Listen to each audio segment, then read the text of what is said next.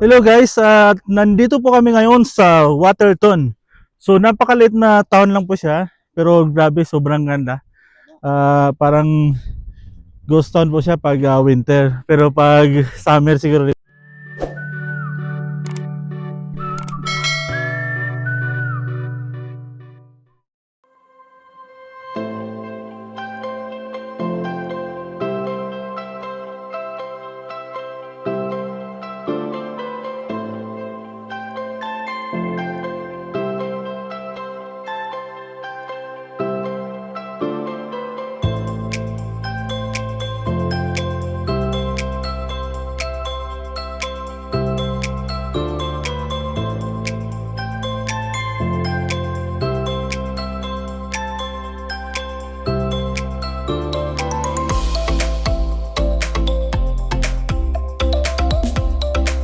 Hello guys, nandito po tayo ngayon sa NW. First stop namin. Ayan yung mga kasama ko. Si Chris, vlogger. Si Rex, mayroong 1 million subscriber. Ayan sila. Ayan guys. So, we're going to Waterton today. Nagiyak pala. Baby. Si baby. Ayan guys, stop over po kami ngayon sa ano nga to, NW. Ayan. So, nandito kami sa Fort Macleod. Ayan. So, 1 hour and 30 minutes ang biyahe namin. Mga kabangag, soko. Ano guys? Ayan, nandito kami sa NW, stopover namin. Ayan na sila. Hi kayo sa ano natin. Kami sa Ayan si Chris, si Rex, welcome to our guys. si Chris, si ano, si Oxingina nandito. Ayan. Hindi lang ako nakakita ng Pinay na suplada sa NW. First ano namin. Pangit na, pinapangit niya pa yung sarili niya. Pangit na pangit pa. Pagkapangit. Ayan. Kasi ikaw yung kawa ko ito yata yung ganyan.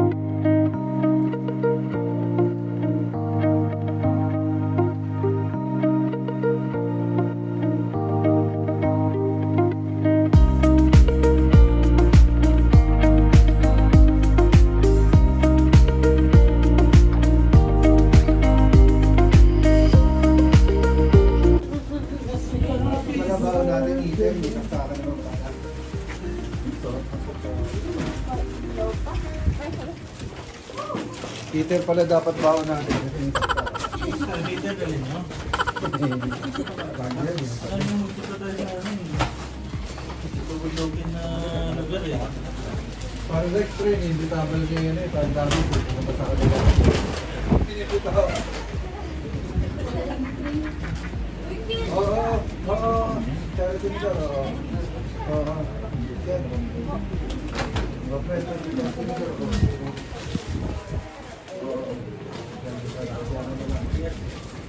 Sa mga kuha dyan, sa yung sa. Nakakatayin ko sa labi. Charity nila. Oh, yan o. Mga kakatayin. Kasi may init yung pagkain natin nung nakaraan eh. Ayos na yung lumamig siya. Bye.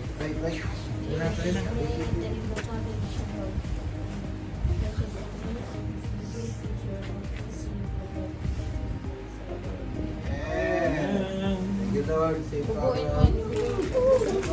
Nice food, nice company. Nice weather.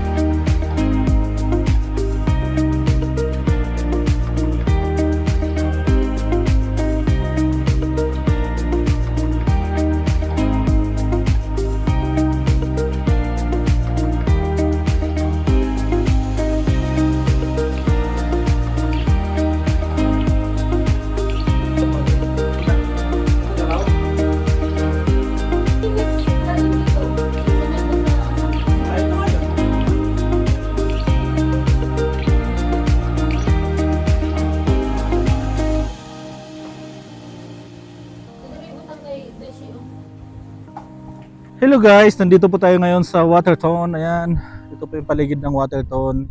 Parang ghost ano lang, ghost town lang yung Waterton.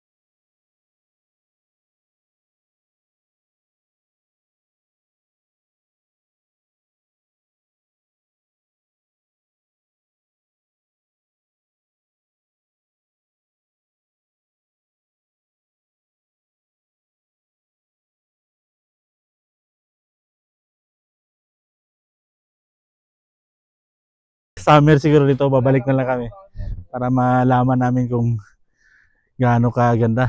Ayan. So guys, yung Waterton po, border na po ito ng US at saka Canada.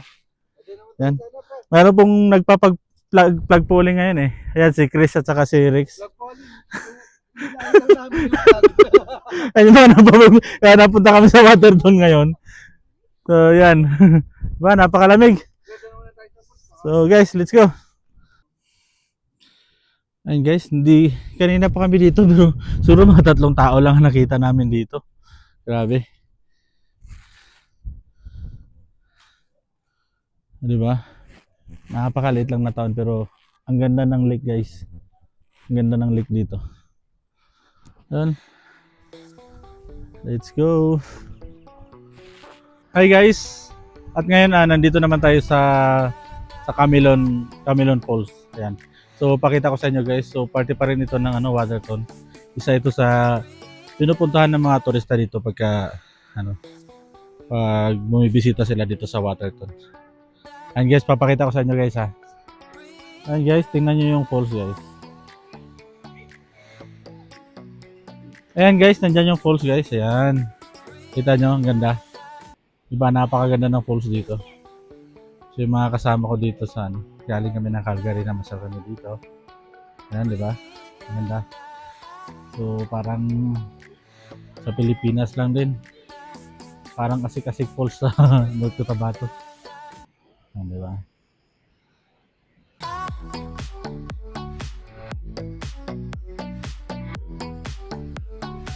Hi guys, nandito naman tayo ngayon sa Waterton Falls. So tinatawag nila to na na Cameron Falls. Ayan, ganda. Grabe. Kita niyo yung guys. Yung falls na yan, maliit na siya pero ang ganda ang ganda tingnan. Grabe. Maraming mga pupunta dito ng mga mga tourists. Isa to sa mga attraction dito sa Ayan guys, maraming mga nagpapapicture. Pwede natin interviewin itong mga to. Taga saan kayo, boss? Ayan, mga kasama ko yan sila. Galing Calgary kami. So yun, si Mrs. kasi umiyak yung bata kaya hindi siya nakasama. Nasa car lang siya. Ayan guys, yung Cameron Falls cascade over ancient dolomitic rocks. The sediments which became these rocks were deposited over 1,500 million years ago when only the simplest form of life existed. Chikara, bacteria or algae. Ayan guys. So yung Waterton National Park. So ito yung pinaka-border dito sa bandang southwest ng Canada. Ayan, marami pong dito guys. Marami pong mga pwedeng gawin dito sa Waterton.